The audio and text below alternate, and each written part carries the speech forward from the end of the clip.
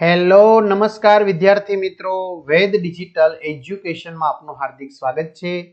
આજે આપણે ધોરણ 4 વિષય પર્યાવરણ આસપાસમાં પાઠ નંબર 2 જેની સ્વ અધ્યયન પોથીનું 100% ટાઈપિંગ સાથે સંપૂર્ણ સોલ્યુશન જોવાના છે। તો ખાસ વિદ્યાર્થી મિત્રો, ચેનલમાં નવા હોય તો ચેનલ સબસ્ક્રાઇબ કરો, બાજુમાં બેલ આઇકનને પ્રેસ કરો જેથી તમને અવનવા વિડીયોની માહિતી નોટિફિકેશન મળી શકે। વિડીયો લાઈક કરો, તમારા મિત્રો દોસ્તોને શેર કરો।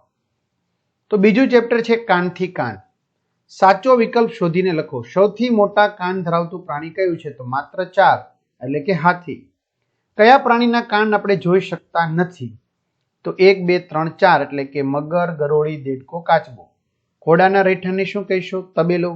બચ્ચાને જન્મ આપતું ઉડી શકતું પ્રાણી કયું છે? બચ્ચાને જન્મ આપતું ઉડી શકતું તો ચામાચીડિયું। વિદ્યાર્થી મિત્રો, તમારે ધોરણ 4 ના તમામ વિષયના પાઠની સમજૂતીના વિડીયો જોતા હોય, એમાં પ્રશ્ન જવાબ સાથેના વિડીયો જોતા હોય તો એ તમને મળી જશે। ક્યાંથી? આપણી વેદ ડિજિટલ એજ્યુકેશન નામની એપ્લિકેશનમાંથી 3 થી 12 ધોરણના તમામ વિષયના વિડીયો લેક્ચર, સ્વાધ્યાય અભ્યાસની સમજૂતીના વિડીયો, પરીક્ષા માટે ઉપયોગી અસાઇનમેન્ટ, સ્વાધ્યાયન પોથી, પ્રોજેક્ટ પ્રવૃત્તિ બધું જ। તો ગૂગલ પ્લે સ્ટોર કે જ્યાંથી ગેમ ડાઉનલોડ કરો છો તો ત્યાં જઈને વેદ ડિજિટલ એજ્યુકેશન નામની એપ્લિકેશન ડાઉનલોડ કરો। ન ખ્યાલ આવે તો કોઈ ભણેલ ગણેલ વ્યક્તિની તમે મદદ લઈ શકો છો।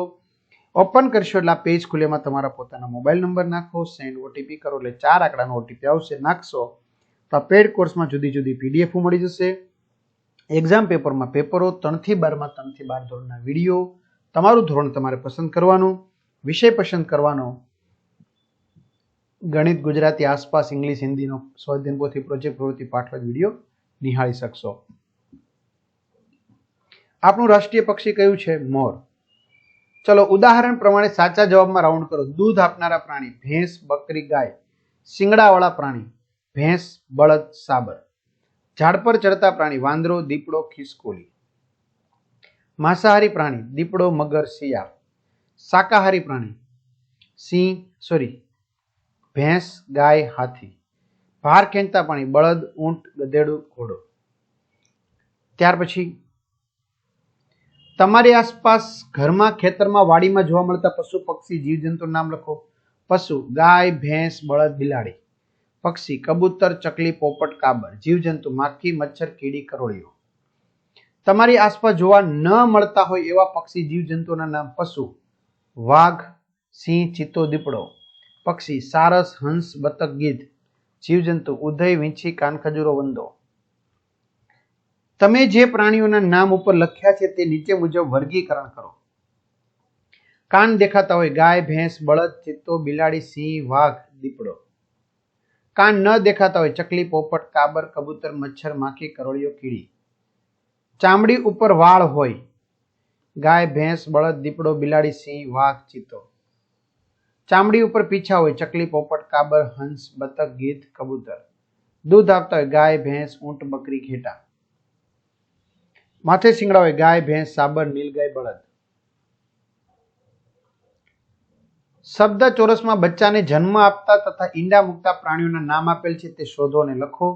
જેમ કે જો અહીંયા મોર છે, કાગડો છે, પછી આ ગધેડું છે, બરાબર, કાબર છે, કાળિયાર છે, ગાય છે। તો બચ્ચાને જન્મ આપતા હાથી, ગધેડું, સાબર, ગાય, કાળિયાર, બકરી, ચામાચીડિયું। ઈંડા આપતા મોર, કાગડો, કાબર, પોપટ, દેડકો, ટીટોડી અને ગરોળી।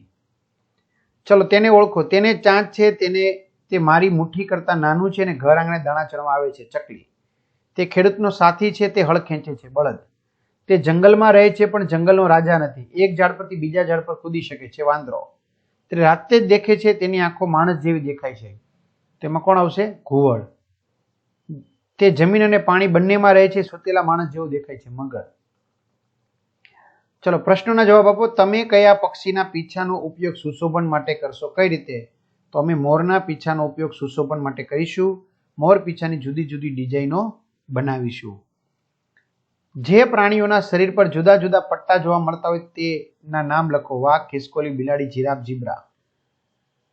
જે પ્રાણીઓના શરીર પર વાળ ન હોય તેવા પ્રાણીઓના નામ લખો। ગેંડો, હાથી, માછલી, કાચબો, મગર, ગરોળી વગેરે। બચ્ચાને જન્મ આપતા પ્રાણીઓની લાક્ષણિકતા। બચ્ચાને જન્મ આપતા પ્રાણીઓ આકારમાં મોટા હોય છે, આવા પ્રાણીઓ દૂધ આપે છે। પ્રાણીઓને આંચળ હોય છે, આવા પ્રાણીઓને કાન હોય છે। પાલતુ પ્રાણીઓની સંભાળ તમે કેવી રીતે રાખશો? પાલતુ પ્રાણીને યોગ્ય ખોરાક, સ્વચ્છતા, રસીકરણ અને પ્રેમભર્યો વ્યવહાર આપીને તેની સંભાળ રાખીશું. જો તમને પક્ષી જેવી પાંખો મળશે તો તમે શું કરશો? જો મને પક્ષી જેવી પાંખો મળે તો હું આકાશમાં ઊંચે ઉડ્યા કરું. ઈંડા મૂકતા પ્રાણીઓની લાક્ષણિકતાઓ લખો. ઈંડા મૂકતા પ્રાણીઓને કાન હોતા નથી. આવા પ્રાણીઓ નાના હોય છે. આવા પ્રાણીઓને ચાંચ હોય છે. બરાબર?